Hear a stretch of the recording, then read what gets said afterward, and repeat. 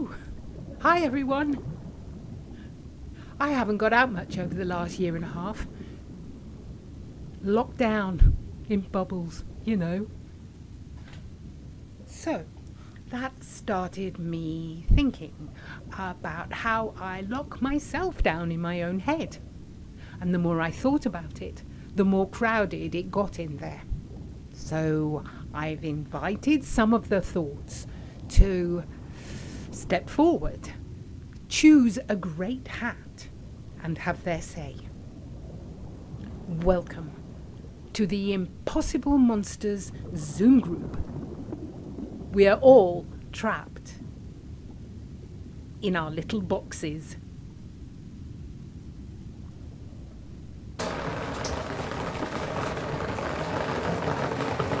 I don't know if this happens to you, but, well, seriously, I feel like I've sold my soul because I'm just putting up with all of this.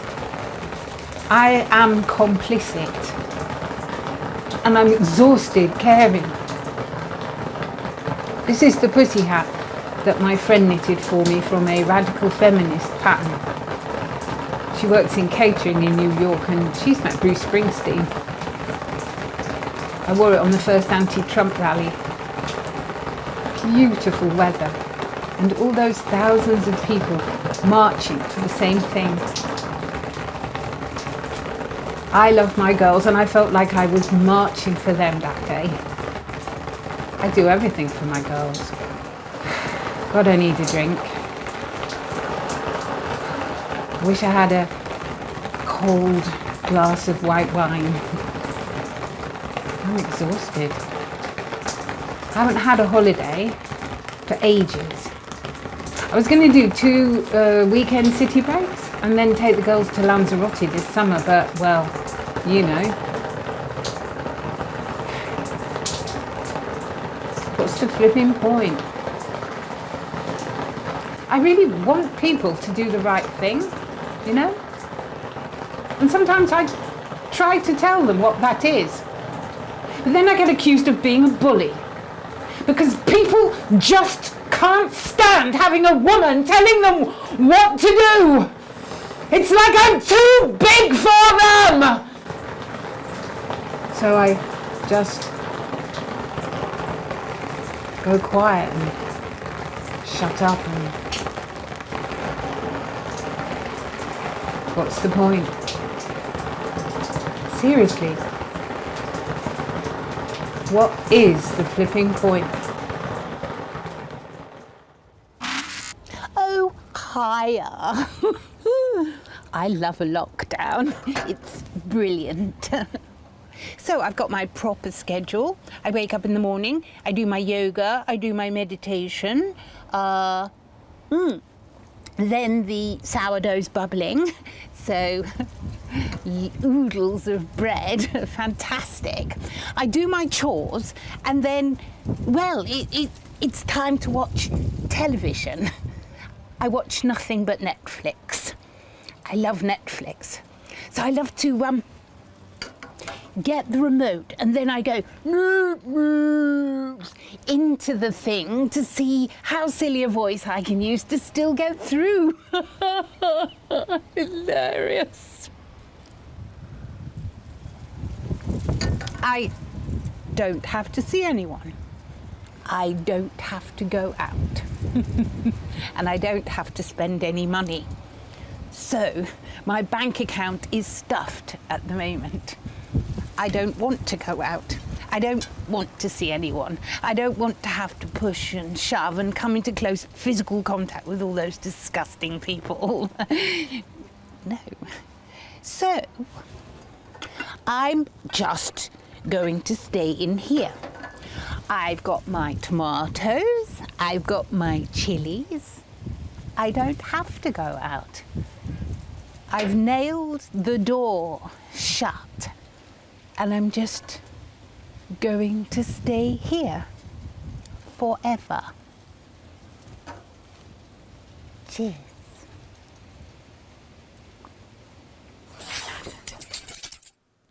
You know, there's a lot going on today, so maybe today isn't the best day to start. I mean, I know.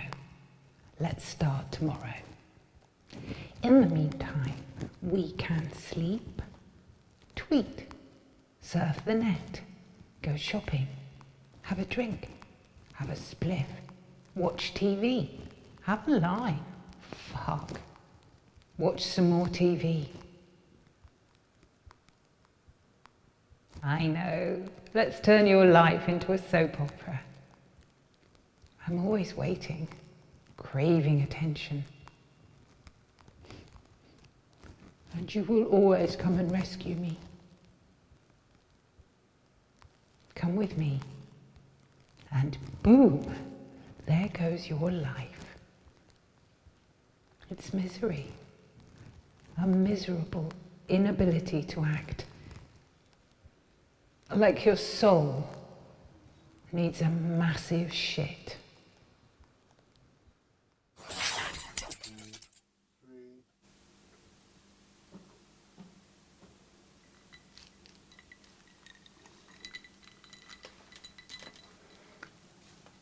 So I'm wearing a bit of glam today for you. Knowing how much you loved a bit of at your world famous all day dinner parties. Flamboyant whirlwinds from the moment that you opened the door on your cocktail fueled preparations until wham, 4 o'clock in the morning we find ourselves on the way home. In the plays you wrote, full of magic and mythical characters, sad lovers and the secrets of your heart. In your care home room, the walls lined with your beautiful paintings and bright objects.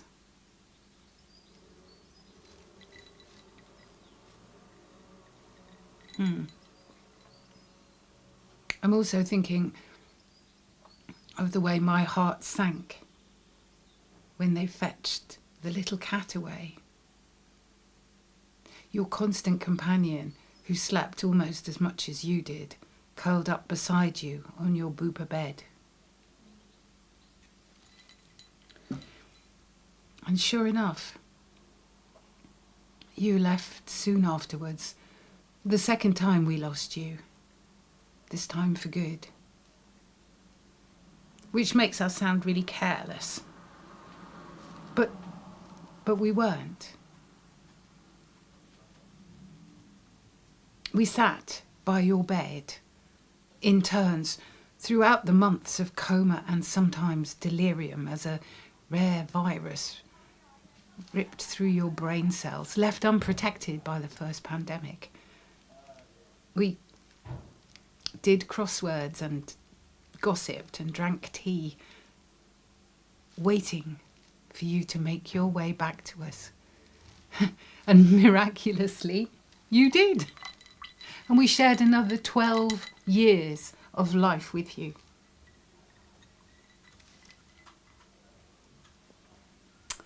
Until the second pandemic closed down the world. Closed down the visits from your friends and your loved ones. Closed down the tethers that held you to this time and this place.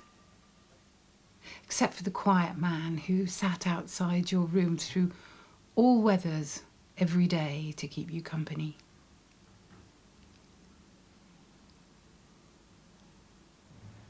And as the endless lockdown days crawled by, you withdrew from the world through lack of interest, lack of human contact, and lack of glam, until finally sleep closed over your head for good. And I miss you. And I can't help hating the preening politicians, those compassionless, self-serving monsters whose incompetent decisions have made everything worse. For all of us. For me. For you. For everyone.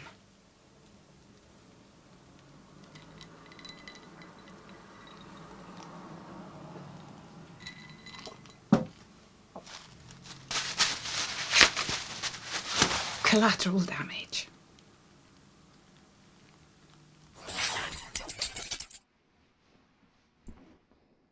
Is it safe?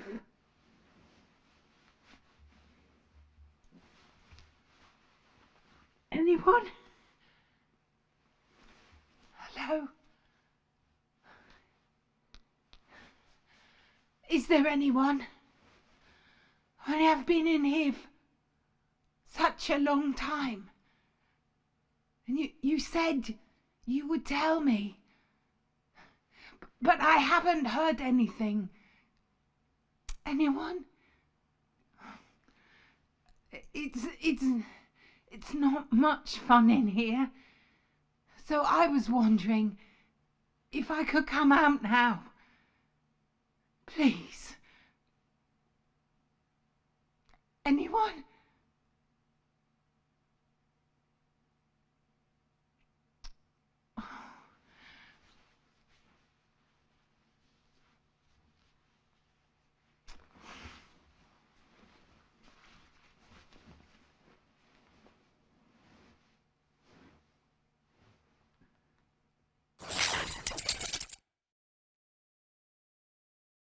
Time to do it.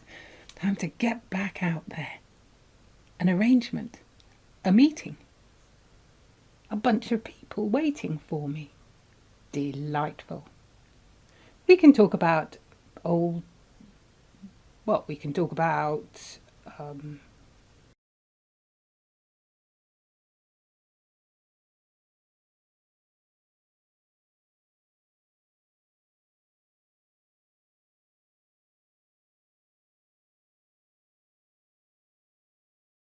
better not ask about who wants to talk lockdown. Some people have really struggled. Bad things happened.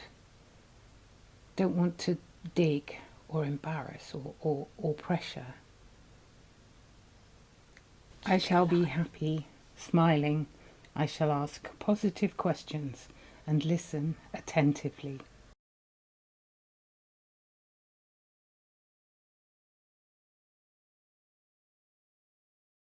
Nervous about town, tubes and buses.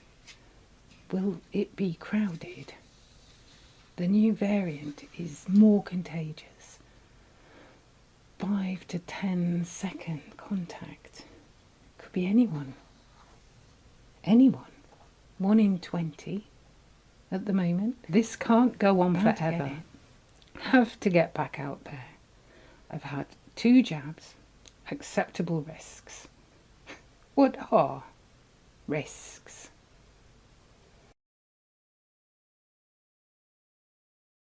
Feeling very vulnerable. Less and less masks. Nothing is in my control. I've fired out of a cannon, hit the wall. No control. Who shall I be? Quiet. Smiling.